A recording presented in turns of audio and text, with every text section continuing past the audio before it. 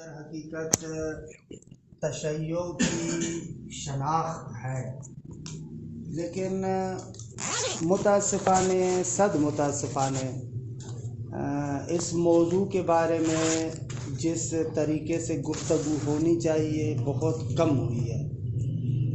البتہ یہ ہمارا ایک عمومی مسئلہ ہے کہ جو معرفتی معارف کے ساتھ موضوعات ہیں ان کے اندر جدی طریقے سے، یعنی باقاعدہ دقیق طریقے سے جس طریقے سے مباحث ہونے چاہیے کم ہوئے۔ یہ ایک وہ ہے، یعنی المیہ ہے۔ مثلا جس طریقے سے ہمارے ہاں الحمدللہ فقہا نے فقہ و اصول کے اندر بہت زیادہ زحمتیں کی ہیں اور ایک منسجم اور ایک خوبصورت طریقے سے ہمارے پاس نظام موجود ہے۔ واقعاً فقہی نظام ہمارا اصولی نظام اس پر کام ہوا ہے، اپنی وادی میں بے نظیر کام ہے۔ لہٰذا اگر ایک بندہ زحمت کرے تھوڑی سی، جو ہمارے فقہا کی زحمات ہیں اصولی اور فقہی اعتبار سے، اگر ان زحمات کو، ان قواعد و ضوابط کو اچھے طریقے سے سمجھے تو فقہی روایات کو حل کر سکتا ہے۔ یعنی انصافاً یہ ایک حقیقت ہے۔ یعنی اس طریقے سے اتنا کام ہوا، تقریباً 1000 سالوں سے زائد عرصہ ہو گیا تقریباً، کہ باقاعدہ ہر باب میں جائیں آپ، کسی بھی بابصیر فقیہ کے بیانات کو دیکھیں، واقعاً وہ روایات کو منقع کرے گا، منظم کرے گا، روایات کی دستہ بندی کرے گا، ایک موضوع کو جب چھیڑے گا تو روایات کو ہر زاویے سے دیکھے گا اور اس کے بعد آئے گا اور آ کر حکم شرعی کو بیان کرے گا۔ فقہ میں ہمارے پاس یہ کام منظم ہے بہت ہی اچھے طریقے سے، اور یہ جو موجودہ ہمارا فقہی سسٹم ہے، اپنی مثلاً جو بعض جگہوں پر ہم سے کوتاہیاں بھی ہیں یا بعض جگہوں پر جو ہم تھوڑا سا محسوس کرتے ہیں کہ یہاں پر اور زیادہ کام ہونا چاہیے، لیکن ان چیزوں کے علاوہ بھی خود ایک بے نظیر سسٹم ہے انصافاً۔ یعنی اسی لیے آپ دیکھیں جب اتنا منظم ہے، ہر ایک بندے کو اجازت نہیں دی جاتی کہ آ کر وہ تفوہ کرے، جس کے دل میں جو آئے وہ اس طریقے سے بات کرے، نہ، یا حتیٰ مثلاً ایک روایت کو دیکھ کر فوراً آ کر کہے کہ پس ائمہ اس طریقے سے کہتے ہیں، فقہا کا یہ بیان ہے، نہ، اس طریقے سے نہیں ہے۔ یعنی واقعاً فقہی سسٹم ایسا ہے، لیکن جو ہمارا معرفتی جنبہ ہے، جو ہماری معرفتی روایات ہیں، چاہے آپ توحید سے لے کر آخر معاد تک چلے جائیں، متاسفانہ صد متاسفانہ ان روایات میں اس طریقے کا منظم کام نہیں ہے کہ واقعاً مثلا اعتقادات کے باعث میں آئیں اور ان روایات کو دستے بندی کریں، ان کی مثلا مدرک شناسی کریں اور اس مدرک کے بعد ان روایات کے اعتبار اور عدم اعتبار کے اصول وضع کریں اور ان اصولوں کو مد نظر رکھتے ہوئے پھر روایات کے اندر آئیں، دستہ بندی کریں، پھر ان سے آ کر نتیجہ گیری ہو۔ متاسفانہ اس طریقے سے نہیں ہے۔ یعنی جو بعض ہماری مثلا بنیادی ترین کتابوں میں مثلا جیسے اصول کافی ہے، آپ دیکھیں اس کی بھی جو شروحات ہے، معمولاً ہمارا جو اخباری مسلک ہے، اخباری جو بزرگان ہیں، معمولاً ان لوگوں نے شروحات لکھی ہیں۔ اس کے بعد جیسے کوئی جدی کام ہونا چاہیے، ایک خوبصورت اور فنی کام ہونا چاہیے، اس طریقے کا کام ہمیں نظر نہیں آتا۔ بھلے میں نہیں کہتا جن بزرگان نے زحمات کی ہیں، ان بزرگان کی زحمات واقعاً لائق تحسین ہے، خدا ان کو جزائے خیر دے، لیکن اس وادی میں آپ جائیں نا، مثلا کافی کی روایات کو آپ اٹھائیں، آپ کو واقعاً تشنگی محسوس ہوتی ہے کہ بلاخر دیگر روایات کو میں کیسے جمع کروں، اور ان روایات کی شروحات کے باب میں آپ جاتے ہیں، آپ اپنے وجود کے اندر ایک تشنگی کو محسوس کرتے ہیں۔ اس طریقے سے انسان سیراب نہیں ہو پاتا، الحق والانصاف اسی طریقے سے۔ بہرحال اس کے باوجود بھی اگر جو بندہ حقیر نے جو تھوڑا مثلا ان کافی کی شروحات وغیرہ کو دیکھا ہے، اگر پھر بھی انسان اگر معرفتی مباحث، دوسرے مباحث کو منظم طریقے سے دیکھتا ہے تو پہلے مرتبے میں ملا صدرہ کی جو شرح ہے، دوسرے مرتبے میں مرحوم فیض کی جو شرح ہے، اور تیسرے مرتبے میں خود آغا ابوالحسن شعرانی کے تعلیق ہے۔ جو مولا صالح مازندرانی کی شرح پر ہیں خصوصیت سے، الحق والانصاف، یعنی واقعاً آغا شعرانی کے بیانات بہت زیادہ راہ گشا ہیں، ولو ان کے مولا صالح مازندرانی کی شرح پر ان کے بیانات ہیں لیکن بہت زیادہ راہ گشا ہیں۔ بہت ساری جگہوں پر وہ شرح اصول کافی مولا صالح مازندرانی، اس پر تعلیقات ہیں آغا شعرانی کے، اور مفصل تعلیقات، جو ملا صالح کے نام سے مشہور جی جی جی جی جی جی جی تو مولا صالح مازندرانی یہ بھی کہتے ہیں، تو اس پر تعلیقات، ویسے تو مرحوم فیض کی وافی پر بھی ہیں آغا شعرانی کے تعلیقات، لیکن نسبتاً مفصل جو تعلیقات ہیں وہ مفصل تعلیقات خود اس مولا صالح مازندرانی والی شرح پر ہے، اور بہت اچھے تعلیقات ہیں۔ انصافاً آغا شعرانی ایک جامع الفنون اور علامہ ذوالفنون، ایک ایسی شخصیت ہے جو ہر وادی کے اندر دیگے حرف اول میں ہے، یعنی معقولات میں آپ دیکھیں تو درج اول کے اساتید میں شمار ہوتے ہیں، منقولات میں اگر آپ دیکھیں موجودہ زمانے میں آگا اس طریقے سے نہ منظم شرح نہیں ہے، متاسفانہ، صد متاسفانہ۔ ایک خوبصورت چیز جو اصول کافی کے ساتھ جڑنے کے لیے ہے، وہ ابھی کتاب کی شکل میں نہیں آئی، دروس کی شکل میں آغا محمد رضا آبدینی کے دروس شرح اصول کافی، انصافاً وہ درس بھی بہت اچھے بہترین دروس ہیں، خود انشاءاللہ کہ یہ دیکھیں شرح کی شکل میں آئیں گے۔ تو کہنے کا مقصد یہ ہے کہ اسی طریقے سے مہدویت کا باب، ہم لوگ باب مہدویت میں جو مختلف مباحث کو ذکر کرتے ہیں، اگر کلامی کتابوں کی طرف آپ آئیں تو کلامی کتابوں میں ہم مہدویت کو قاعدہ لطف کی حد تک اور اسی قاعدہ لطف کے سائے میں حل و فصل کرنے کی کوشش کرتے ہیں۔ مثلا کشف المراد کو اٹھا کر دیکھیں، یا کشف المراد کے علاوہ جو اور کتابیں ہیں دیگے اسی ایک خاص زاویے کے اندر ہے، اسی قاعدہ لطف کے ذریعے سے کوشش کرتے ہیں کہ مسئلے کو حل و فصل کریں۔ لیکن الحق والانصاف کے روایات مہدویت، عقیدہ مہدویت جو روایات کے اندر بیان ہوا ہے وہ کہیں گہرا ہے، فقط اس جو کلام میں ہم قاعدہ لطف ذکر کرتے ہیں، مہدویت کا تصور روایات کے اندر جو مطالب بیان ہوئے ہیں وہ بہت زیادہ اس سے آگے کے مطالب ہیں، دیکھیے بہت زیادہ آگے ہیں، بہت زیادہ آگے ہیں۔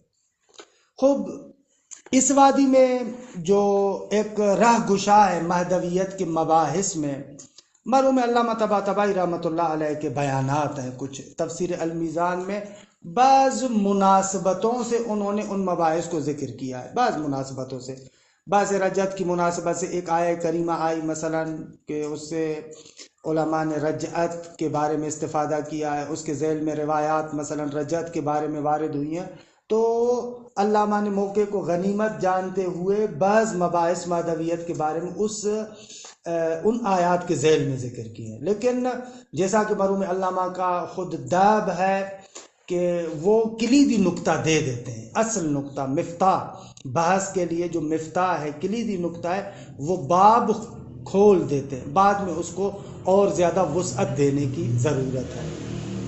ابھی شاید فارسی زبان میں ایک کتاب بھی چاپ ہوئی ہے کہ اس مصنف کا نام میرے ذہن میں نہیں آ رہا، کتاب میرے پاس ہے، کہ اس نے کوشش کی ہے کہ مرحوم علامہ کے مباحث مختلف جگہوں پر جو مہدویت کے ساتھ مربوط ہیں ان کی جمع آوری کی ہے بندہ خدا نے، کار خوبی کر دے واقعاً انصافاً۔ دفتر تبلیغات نے اس کو چھاپا ہے، اس کتاب کا مصنف کا کتاب کا نام میں کل بتاؤں گا، وہ کتاب ہے لیکن میرے ذہن میں نہیں آ رہا مصنف کا نام، لیکن خوبصورت کتاب ہے۔ ایک اور جو مہدویت کے باب میں یعنی خوبصورت کام ہے وہ خود آغا عابدینی کا، یہ کتاب جو میرے ہاتھ میں ہے الشموس المضیہ، یہ مرحوم آغا پہلوانی، آغا سعادت پرور، مرحوم علامہ طباطبائی رحمۃ اللہ علیہ کے معرفتی شاگردوں میں سے، انہوں نے یہ کتاب لکھی ہے مہدویت پر جو روایات ہیں ان کی جم بندی کرتے ہیں۔ خوب ان روایات کی جم بندی کے بعد ان تمام موضوعات کے آخر میں مختصر کلم کے ذریعے سے اپنی برداشت ان روایات سے کیا سمجھ میں آ رہا ہے اس کو بھی وہاں پر منعکس کرتے ہیں۔ لیکن سب سے خوبصورت بات یہ ہے کہ جمع آوری بہت خوبصورت ہے انصافاً، اور وہاں پر آخر میں جو مختصر طریقے سے قلم چلاتے ہیں اور تعلیقہ لگاتے ہیں وہ بھی بہت خوبصورت ہوتا ہے۔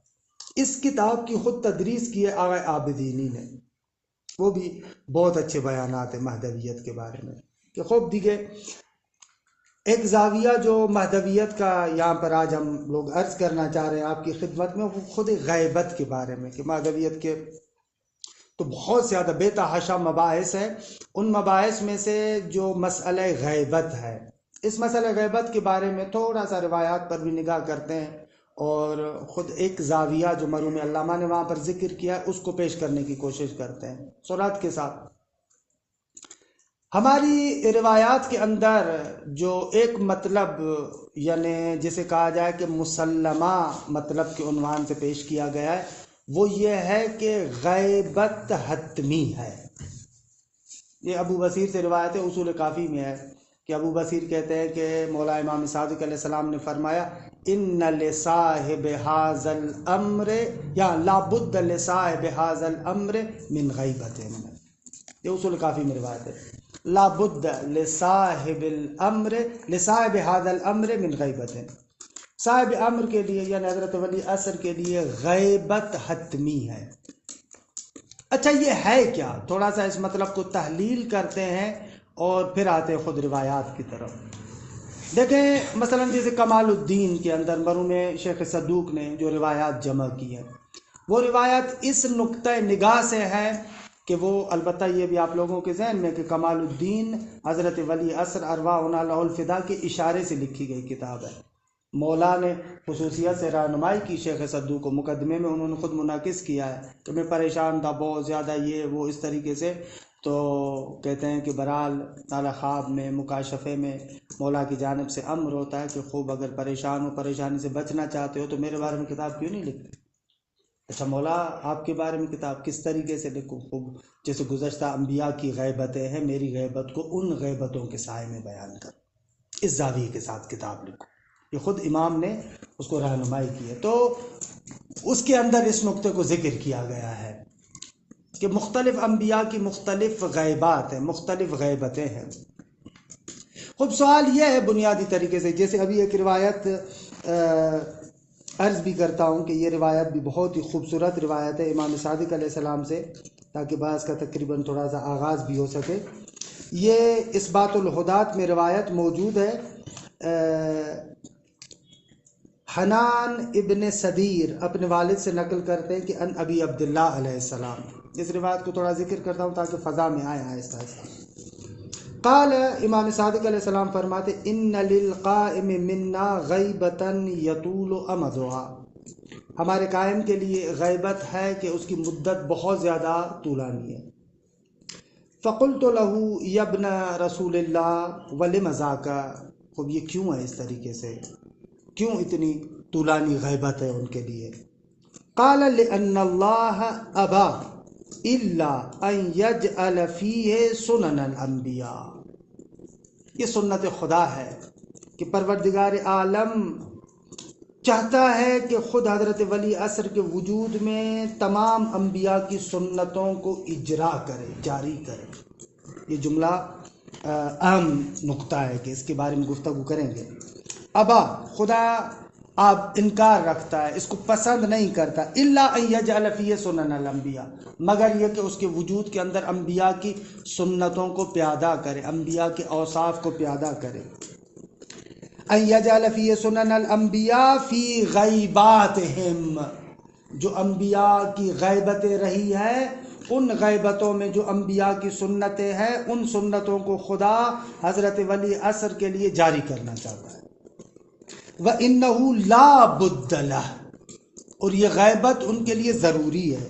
یا صدیر وَإِنَّهُ لَا بُدَّ لَهُ مِنْ اسْتِیفَاءِ مُدَّتِ غیباتِهِمْ. یہ بھی دقیق ہے. ضروری ہے کہ ان تمام انبیاء کی جو غیبتوں کی مدت ہے اس کو حضرت ولی عصر کے وجود میں پیادہ کیا جائے، استیفا کرے، ان تمام غیبت کی مدتوں کو اس کے وجود میں پیادہ کیا جائے. قال اللہ تعالی کہ لا ترکبن طبقا عن طبق. یہ آیہ کریمہ جو سورہ انشقاق کی 19 نمبر آیت ہے، ظاہراً میرے خیال میں اس آیت کو نکالیں تھوڑا سا اگر کسی کے پاس ہو تو، سورہ انشقاق آیت نمبر 19. یہ خود روایات آل محمد کا ہمارے بات حافظ بھلے لَتَرْكَبُنَّ طَبَقًا عَنْ طَبَقٍ. نہیں یہ آیت مجھے چاہیے. انشقاق کی کون سی آیت کا؟ 19 نمبر آیت.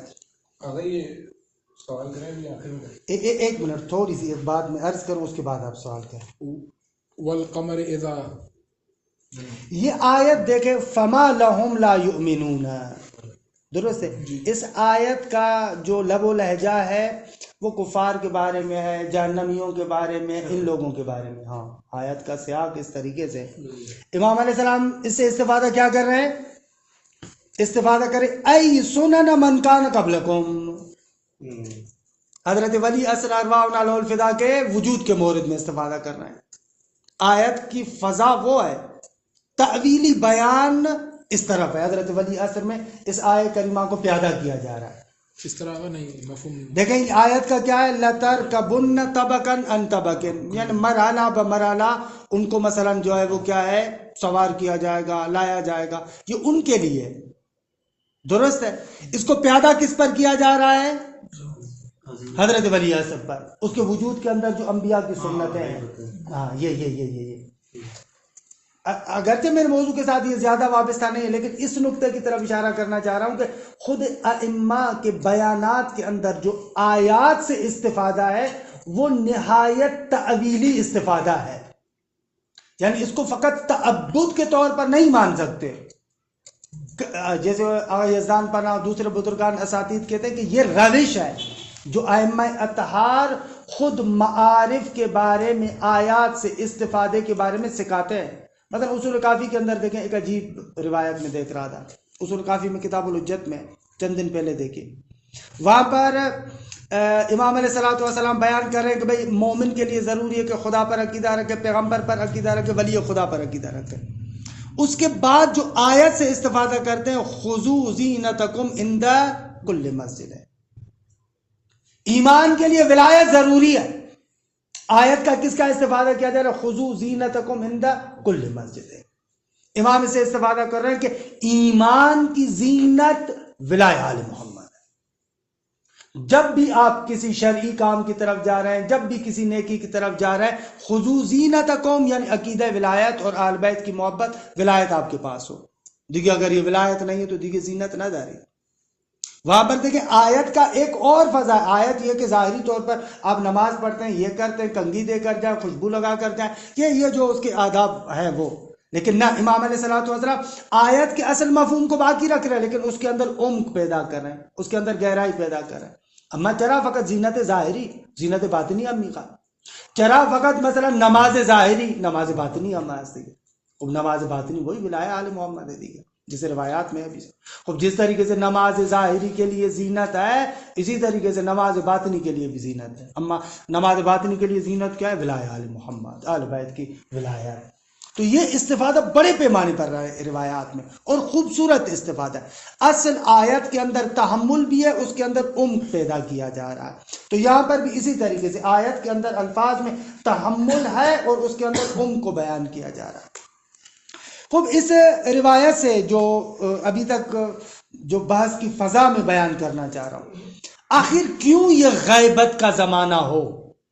جس طریقے سے مثلا قیامت ایک حتمی اور پروردگار عالم کے مثلا ان سنتوں میں سے اور ان قضاؤں میں سے کہ جو حتمی ہے، اسی طریقے سے غیبت حضرت ولی عصر اونم حتمی ہے، اسی طریقے سے ظہور بھی حتمی ہے، اسی طریقے سے رجعت بھی حتمی ہے.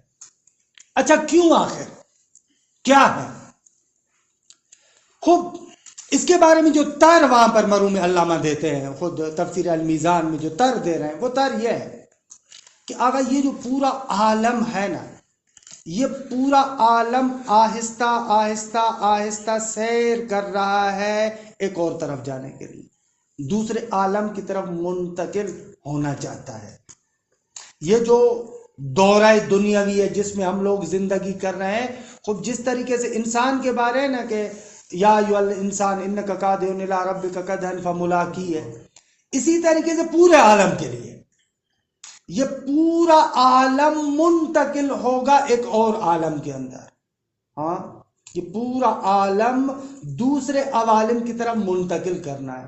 دیکھیں اون وقت ان دورہ دنیاوی تموم میشه، یہ دورہ دنیاوی جو تمام ہوگا ختم ہوگا، یہ پورے کا پورا دورہ منتقل ہوگا دوسرے عالم کے لیے.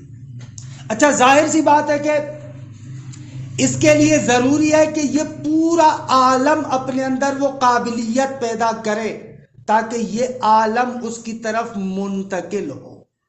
خوب قابلیت کیسے پیدا ہوگی؟ سنت خدا یہ ہے، جیسا کہ روایات میں بھی ابھی ہم کچھ عرض کریں گے، دیکھیں گے بھی، پروردگار عالم نے جو اس دنیا کو قرار دیا ہے، دار امتحان جو قرار دیا ہے، اس امتحان کا بھی بنیادی فلسفہ تمحیص ہے.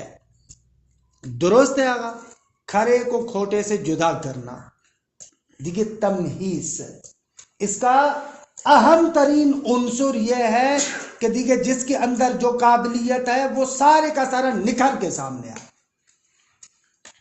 غیبت کا زمانہ، یہ جو ہم غیبت کر رہے ہیں، یہ عالم اپنے اندر ابھی اس طریقے کی آمادگی نہیں رکھتا، کیونکہ اگر بہت ساری ابھی اس عالم کے اندر بہت ساری چیزیں خلط ہیں، ملی ہوئی ہیں، ابھی جدا نہیں ہوئی. غیبت کا یہ جو زمانہ ہے تاکہ ان تمام چیزوں کو جدا کیا جائے. اسی لیے یہ غیبت کا زمانہ برحال طولانی بھی ہو رہا ہے. خوب شرائط کے اعتبار سے ہے، اسی اعتبار سے اس میں طولانیت آ رہی ہے.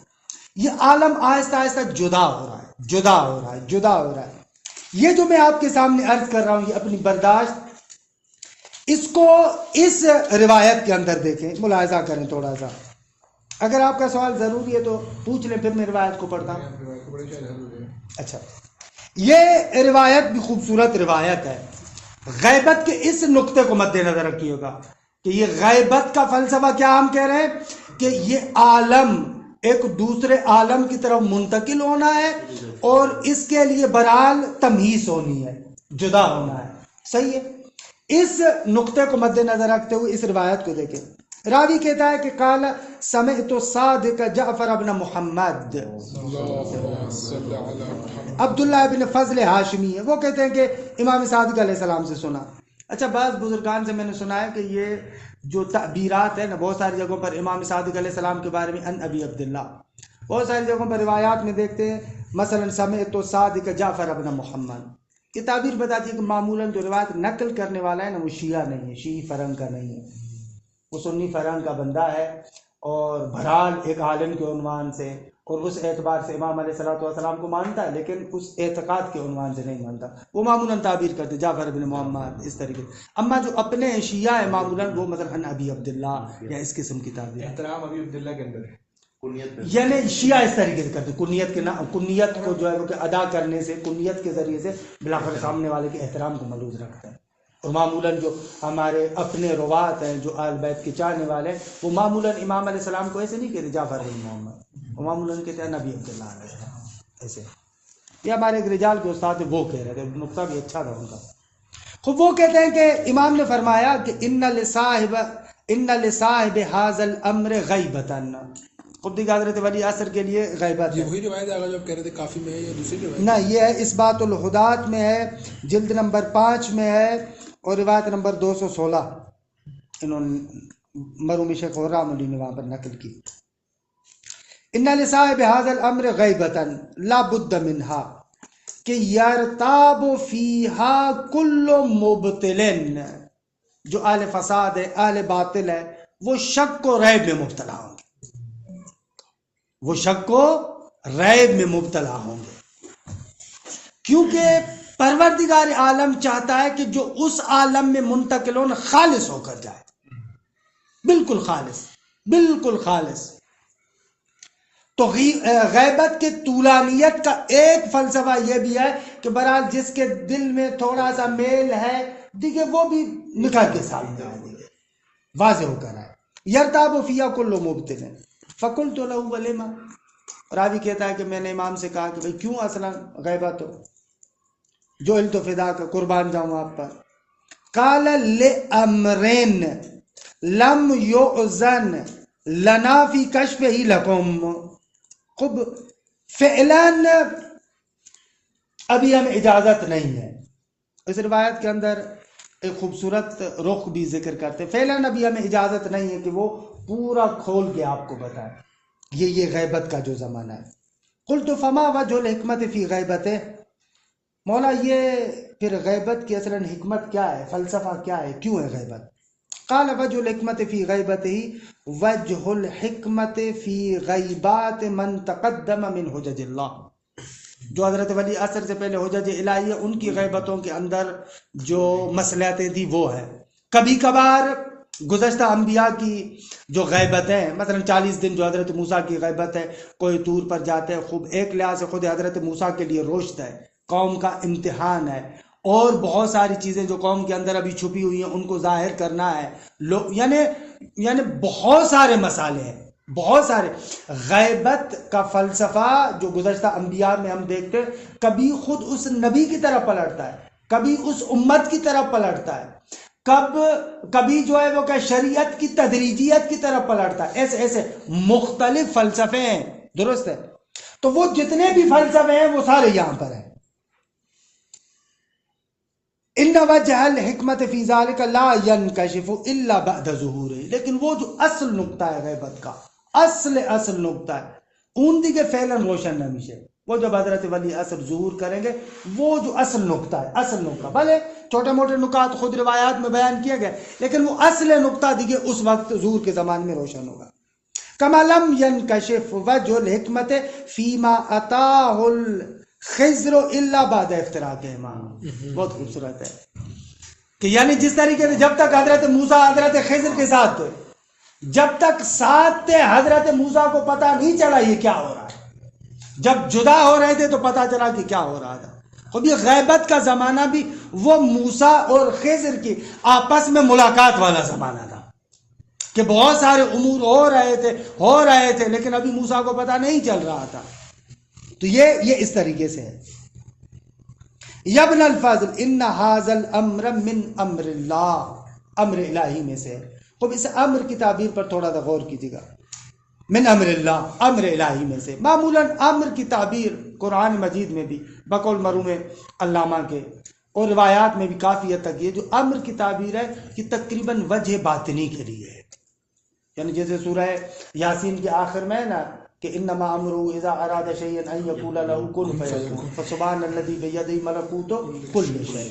تو یہ جو امر کی تعبیر ہے قرآن میں اس وجہ باطنی کی طرف متوجہ کرنے کے لیے. بل خب ان ھذا الامر من امر اللہ. دیکھیے اس کا ایک باطنی چہرہ ہے، ایک باطنی شکل ہے، ایک باطنی صورت ہے. وسر من سر اللہ، یہ سر کی تعبیر بھی اسی وجہ باطنی کے لیے بھی ہے. سر من سر اللہ وغیب من غیب اللہ. وہ جو ہم کہتے ہیں یؤمنون بالغیب، اس یؤمنون بالغیب کے مراتب میں سے ایک حضرت ولی عصر کی غیبت بھی ہے. دیکھیے یہ اس کے مصادیق میں آتا ہے. وَمَتَى عَلِمْنَا أَنَّ اللَّهَ حَكِيمٌ صَدَّقْنَا بِأَنَّ أَفْعَالَهُ كُلَّهَا حِكْمَةٌ وَإِنْ كَانَ وَجْهُهَا غَيْرُ مُنْكَشِفٍ. کہ دیکھیے سنی بستر پر راوی تو اس اعتبار سے امام علیہ السلام فرمائیں بلاخر دیکھیے خدا را کے عادل می دونی، خدا را کے حکیم می دونی. حالا اگر تو حکمت شم نامی فامی بلاخر این قدر می فامی کہ دیکھیے اون حکمت دار ہے، خدا حکمت رکھتا ہے. درست ہے آقا؟ یہ ایک رخ خود اس حدیث کے اندر جو بندے حقیر آپ کے سامنے عرض کرنا چاہ رہا تھا. اگر سوال ہے تو سوال کر، وغیرہ میں خود دوسری روایت کی طرف جانا چاہ رہا ہوں. اگر یہ آپ سے بھی سنا، میرا آپ جن سے بھی سنا تھا تو یہ سوال ذہن میں تھا کہ مثلا اب جو کہہ رہے ہیں کہ وہ بلاخر غیبت ہونی ہی تھی، پھر یہ جو ہم عموماً غیبت کی علت پیش کرتے ہیں، مثلا جو علماء جو وہ مثلا جو اجتماعیات سے اللہ تعالیٰ خیال کراتی وغیرہ کہ کیونکہ امت آمادہ نہیں تھی، وہ طول غیبت کی علت ہے.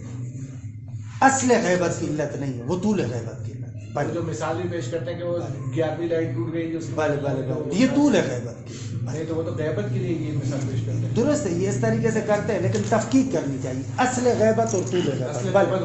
بھلے اصل غیبت ہونی. نہیں, اس میں آپ نے بھی یہی تصریح کی تھی کہ اصل غیبت میں ہمارا کوئی کردار نہیں ہے. بھلے بھلے طول غیبت میں ہمارا کردار. بھلے طول غیبت, یہ جو طول پکڑ رہا ہے ہم لوگوں کے مؤمنین کے آمادہ ہونے پر, ان کے شرائط کے جو ہے وہ کیا ہے مثلا تبدیل ہونے سے اس طول غیبت میں کمی آ سکتی ہے.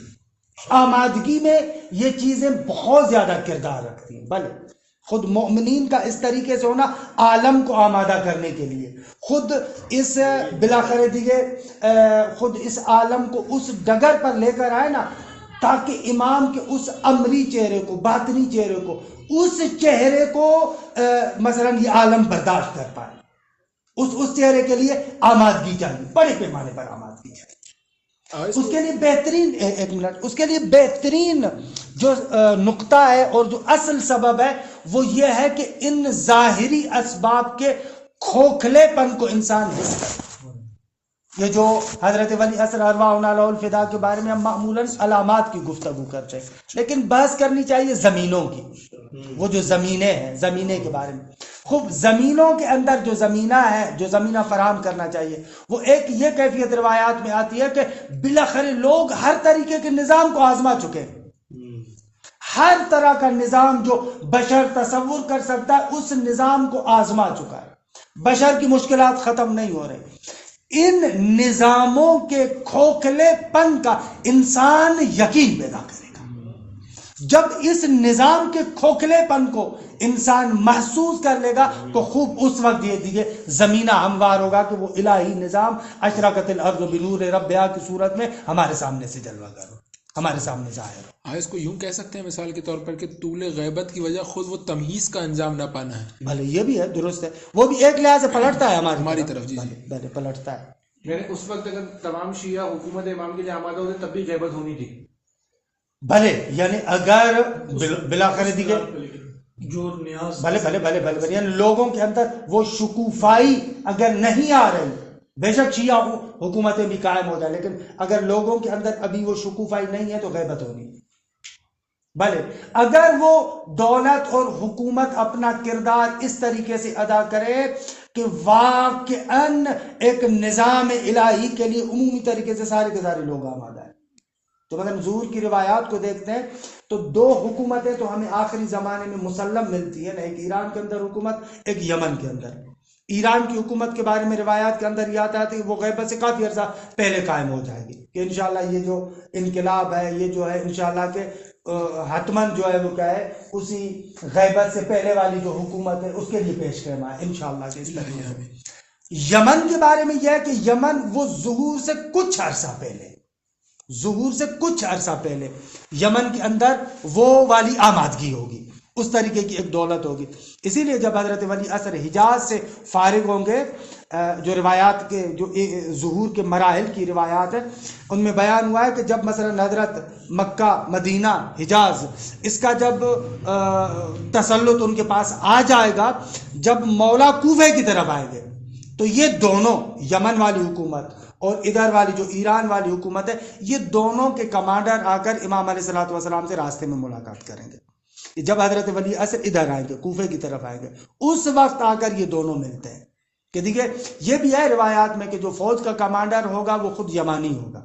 یہ دیکھیے روایات میں صراحت ہے کہ امام کی جو کلی فوج کا کمانڈر بیان کیا گیا ہے روایات کے اندر وہ خود وہ یمانی ہے. دیکھیے صحیح ہے. اور یہ جو بعض افراد بیان کرتے ہیں کہ یہ ایران کی حکومت قائم ہو کر کے ختم ہو جائے گی, نہ ختم ہونا تو ضروری نہیں, یہ نہیں.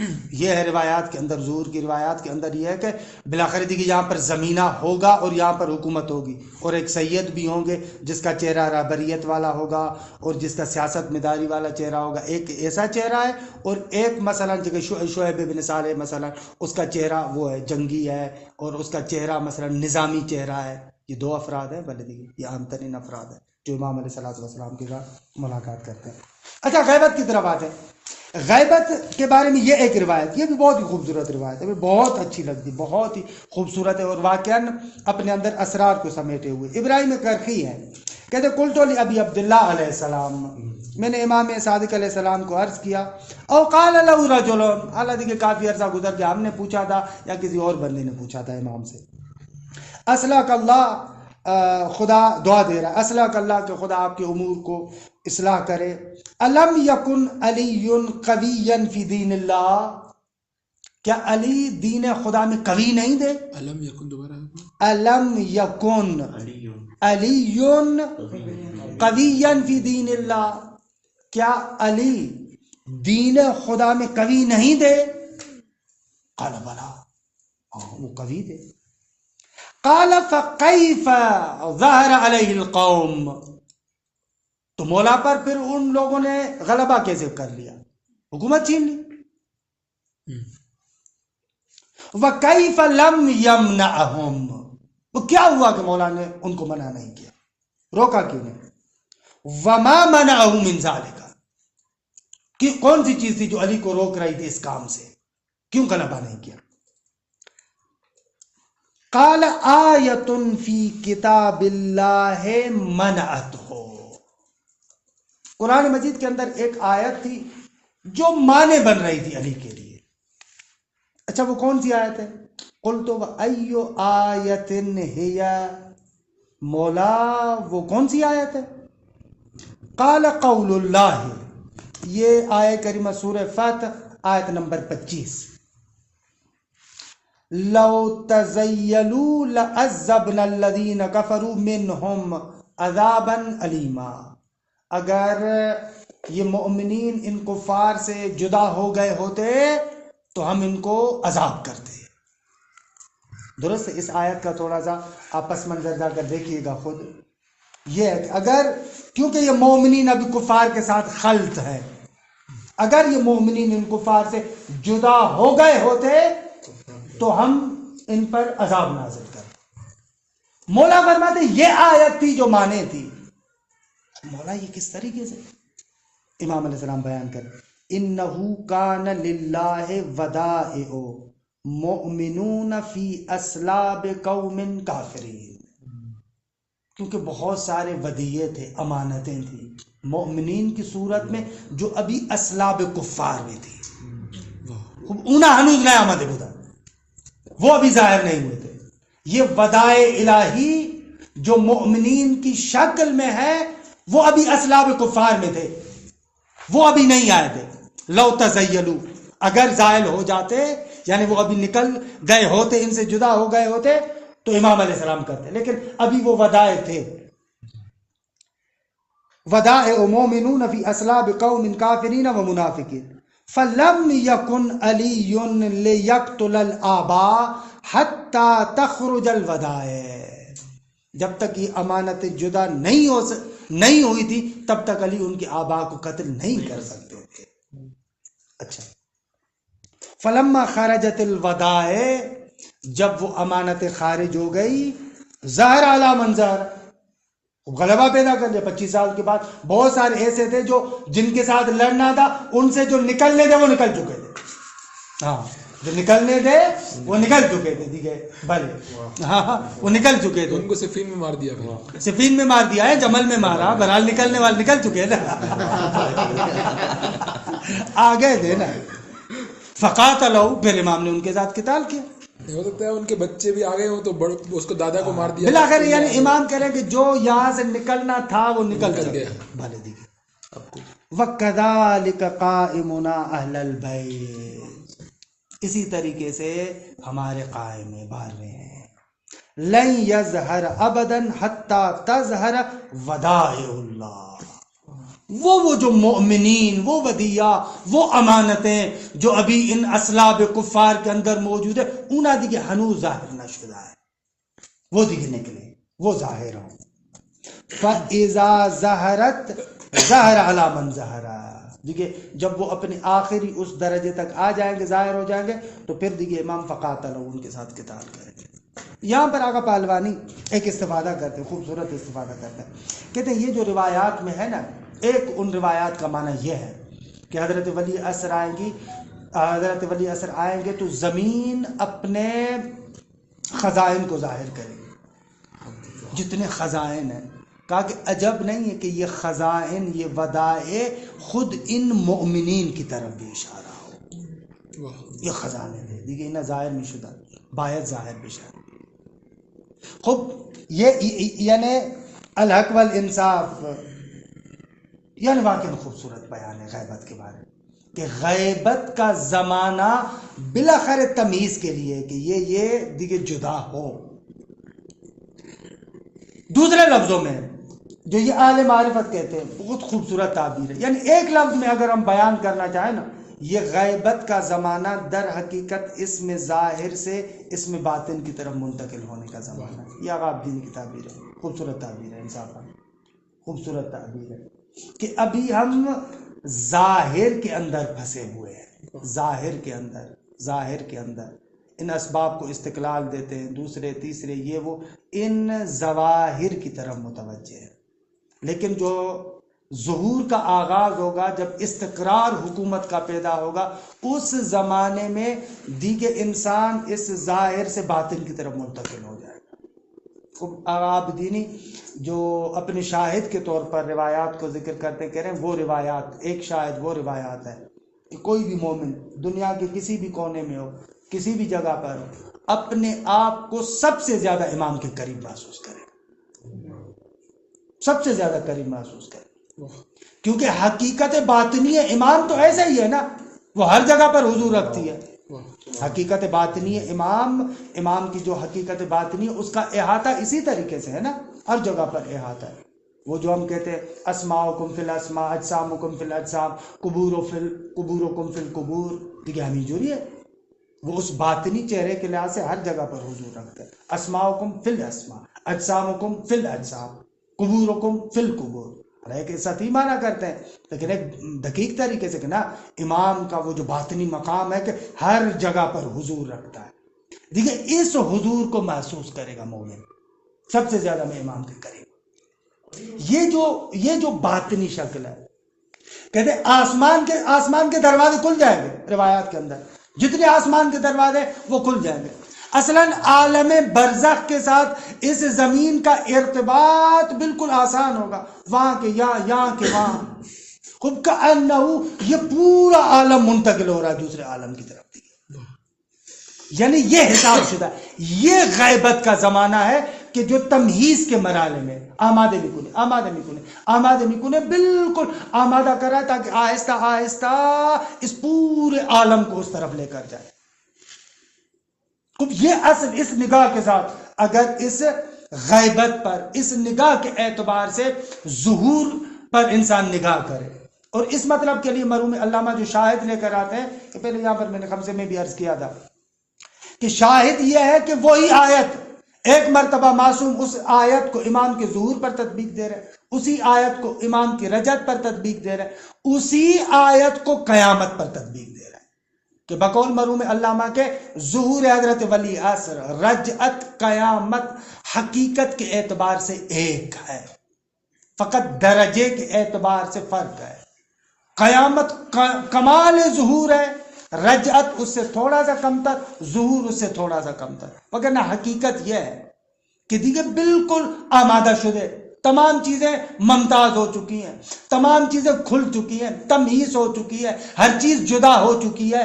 ہاں اس طریقے سے یہ جو کہا جا رہا ہے کہ امام کا ضرور انسان محسوس کرے گا مومن، تو یہ صرف یعنی معنوی اعتبار سے، مجرد کے اعتبار سے، یا نہیں اس کا مادی ظہور بھی ہوگا، یعنی کہ خود ایک امام کا وجود ہے، یعنی انسانیت خود اس کا ربط جو باقی تمام انسانیت سے اور خصوص تمام مومنین سے، اس کا کوئی یعنی کوئی برنامہ ہوگا، یا مثلا کوئی اس کے کوئی مادی جو مثال سمجھانے کے لیے میں مثال جس مثال کو بار بار تمدن کا لفظ استعمال کرتا ہے، اس کا کوئی ربط نہیں کہ زندگی کی شکل اس طرح ہوئی ہوگی وہ انسان محسوس کرے گا. اس وقت وہ جو میں نے تعبیر استعمال کی نا، ہم لوگ اس وقت ظاہر میں زندگی کر رہے ہیں. وہ جو ہماری باطنی آنکھ ہے، باطنی چہرہ ہے، معمولاً وہ ہمارا حجاب میں ہے. ہم فقط دنیا کے یعلمون ظاہرا من الحیات الدنیا، ظاہری اعتبار سے بھی امام کو فقط میں اس بدن میں محسوس کر رہا ہوں.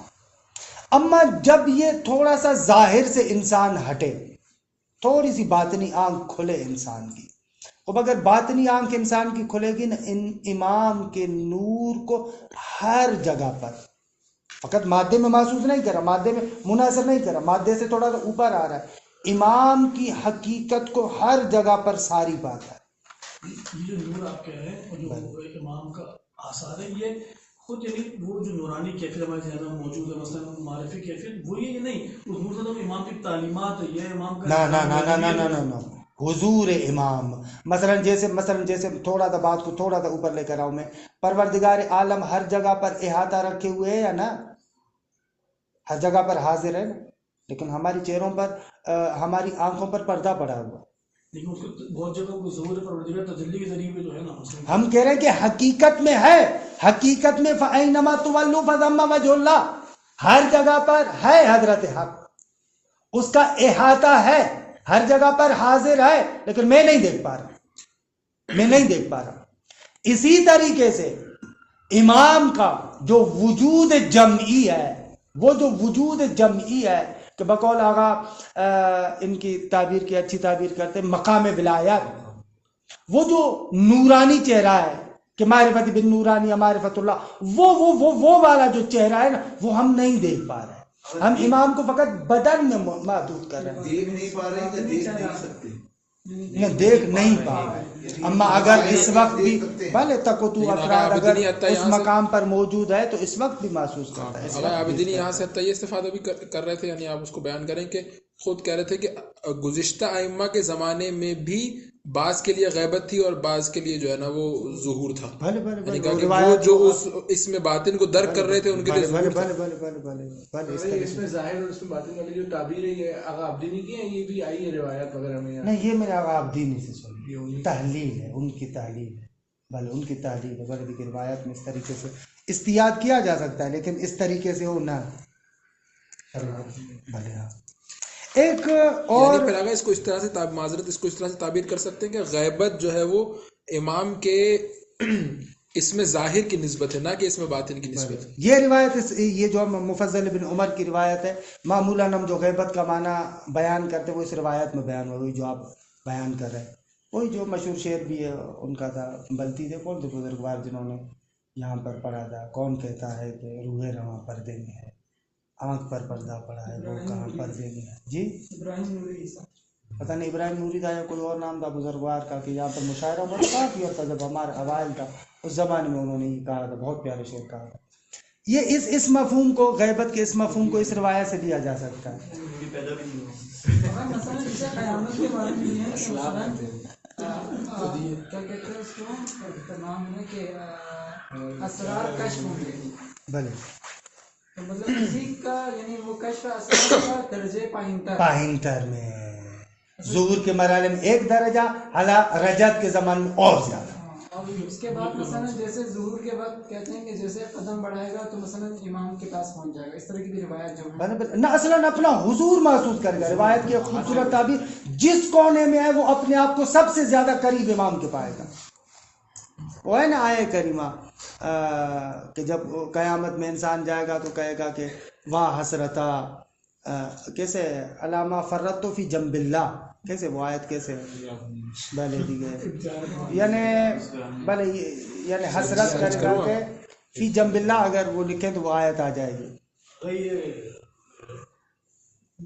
شاید موضوع ہٹ کے سوال تھا ایک سیکنڈ کے لیے کہ بہت سے لوگ بھی جو آپ بیان کر رہے تھے کہ امام کو محسوس کرے گا، امام سے رابطہ پیدا کرے گا، بہت سے لوگ چونکہ زیادہ فتویٰ ایک کام کر رہے ہیں، جب امام کی معرفت کی بات کر رہے ہوتے ہیں اور موجودہ دنیا کو اس کو میچ کرنا ہوتا ہے، کہتے ہیں کہ جو ترقی ہے اور ترقی بالخصوص ٹیکنالوجی سائڈ پر یہ مذہبیت کے باب میں انحراف ہے، یہ بڑے پیمانے پر ذکر کرنے والا انحراف ہے. نہ ہم لوگ اتفاق، یہ بہت بڑا انحراف ہے، دنیا کی ٹیکنالوجی کی طرف لے کر جاتے ہیں کہ ٹیکنالوجی یہ ہوگی یہ ہوگی یہ ہوگی.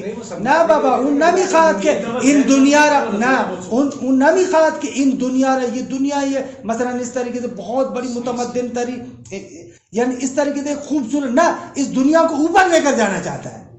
ان دنیا را میخواد منتقل کنه، نه اینکه میخواد این دنیا را آباد کنه دوباره.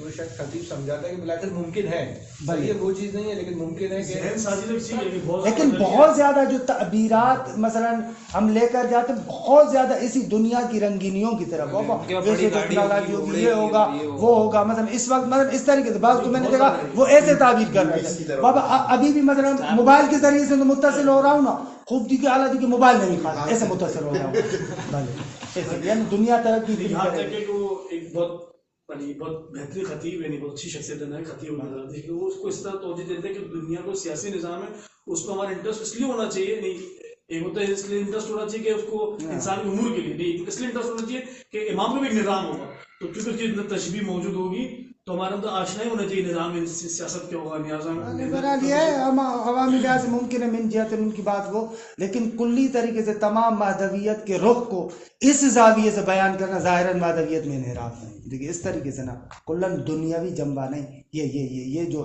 مثلا حقیقی معرفتی جنبہ ہے اس جنبے کے لحاظ سے آیت یہ ہے اس میں ان تقول نفس یا حسرت علی ما فرطت فی جنب اللہ، بھلے مثلا یہ بھلے تقول ان تقول نفس یا حسرت علی ما فرطت فی جنب اللہ، اس کی ایک تفسیر مثلا یہ ہے کہ وہاں پر محسوس کرے گا بابا میں یہ کر رہا تھا کلن در محضر خدا بودا فی جنب اللہ، در جنب خدا بودا محضر خدا کی بامان بود ہے، جو میں کہہ رہا تھا اس طرح میں اپنے آپ کو اتنا دور سمجھ رہا تھا، وہ جو آنکھوں سے حجاب ہٹے گا لقد کنت فی غفلۃ من ھذا فکشفنا عنک غطاءک فبصرک اليوم حدید، وہ جو آنکھ حدید کی شکل میں تیز ہو رہی ہے، دیکھیں اون موقع میں من کو کلن دیکھے جنب خدا بودا، ظاہراً شاید روایت میں دیکھیں تو اس جنب اللہ کو خود امیر المومنین پر بھی فٹ کیا گیا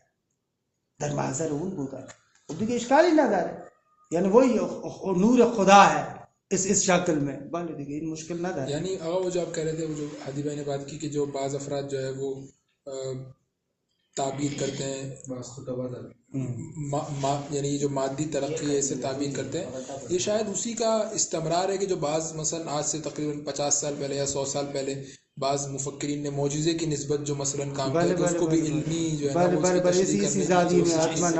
یعنی وہ ہر چیز کو مادے کے اندر دوسری اور ہمارے علامہ اقبال سر سید احمد خان وغیرہ ہو سکتا ہے اس طرح، باقی اس کا معنی یہ نہیں ہے کہ ہم لوگوں کو دنیا جس طرف چاہ رہی ہے اس طریقے سے آمادگی نہیں کرنی چاہیے، نا اس طریقے سے بھی کرنا چاہیے، بلاخر دیکھیے اس کے ساتھ مقابلہ ہے، اس کی آمادگی کرنی، لیکن مولا کے ظہور کی غایت کو اس دنیاوی غایت میں مناسب کرنا یہ دیکھیے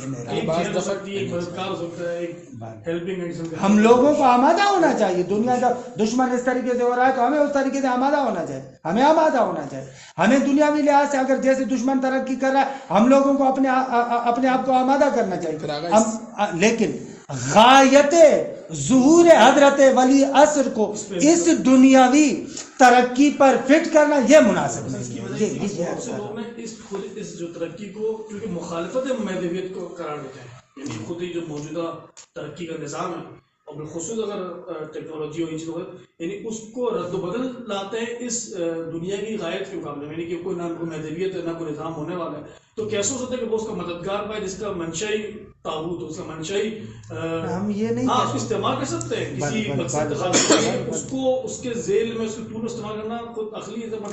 ایک نقطہ ادھر آغا پہلوانی نے لکھا ہے، میں نے گروپ پر دیا تھا کیونکہ توضیح نہیں دے پایا تھا، وہاں پر مختصر لکھا تھا، وہ پتہ نہیں یہ جو سوال ہوتا ہے حضرت ولی عصر کے زمانے میں جو ٹیکنالوجی ہے ختم ہو جائے گی یا نہ، ان کا تقریباً میلان اس کی طرف ہے کہ بھلے دیکھیں ان عصائے موسیٰ کے در دست تارے کار شامل ہوئی، اس سارے سسٹم کو فیل کر، اما اس کا معنی یہ نہیں ہے کہ انسان حرکت کہکرائی کرے گا، نہ یہ نہیں کہنا چاہ رہا، یعنی یہ بھی اس نقطے کے اعتبار سے بہت لطیف نقطہ، مجھے بہت پسند آیا نقطہ یہ آغا پہلوانی کا، وہ نقطہ یہ ہے وہ دنیا، وہ طاغوت، وہ دشمن مثلا جو دل بستگی رکھتا ہے اپنی اس پوری ٹیکنالوجی کے ساتھ، اس نخوت میں ہے، اس تکبر میں ہے، منی جوریم مثلا آج کل کی زبان میں بھی بہت سارے لوگ آتے ہیں کفر بکتے ہیں کہ اے خدا آئے ہمارے مقابلے میں کیا کر سکتا ہے، اس وقت وہ جو اپنے عروج پر ہوگا اور جس کو اپنی ٹیکنالوجی پر بڑے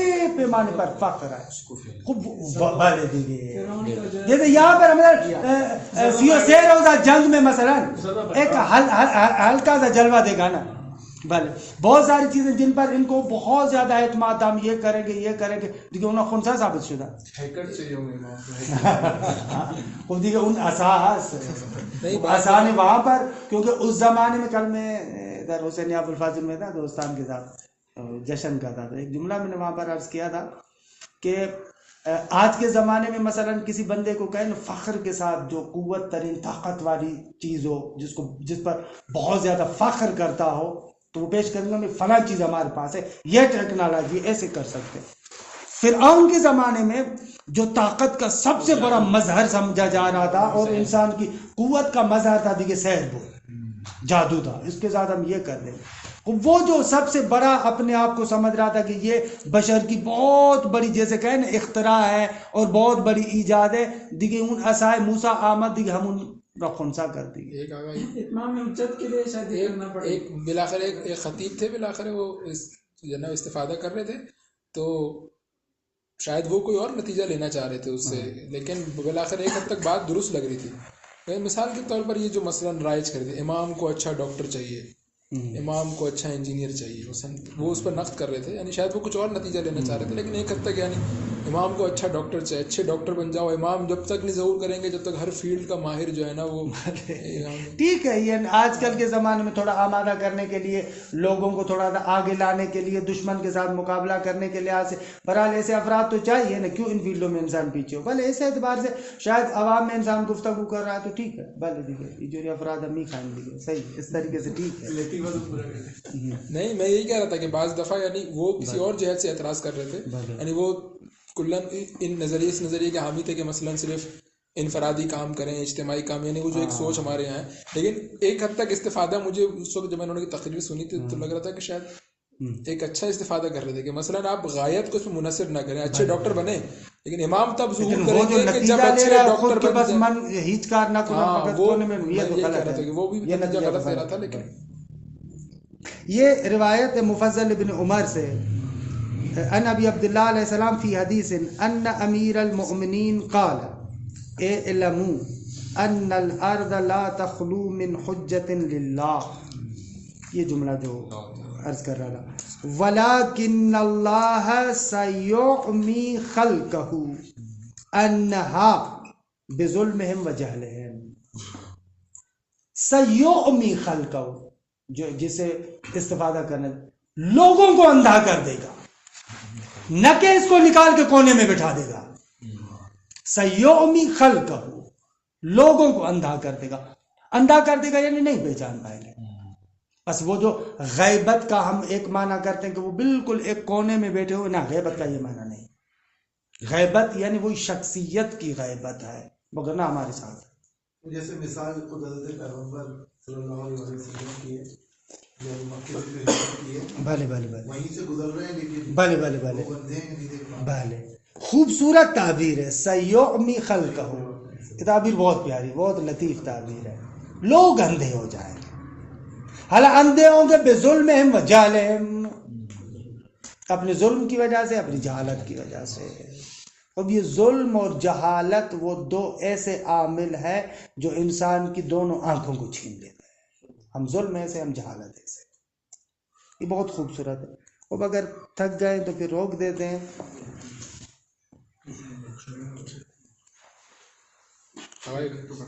10 منٹ کا وقفہ کر کے پھر شروع کرتے ہیں. دیکھ لیں اگر آپ نے حوصلہ ہو تو. ہاں 6:30 تک وقت ہے. کتنا بجے 10 منٹ کا وقفہ کر کے ٹھیک.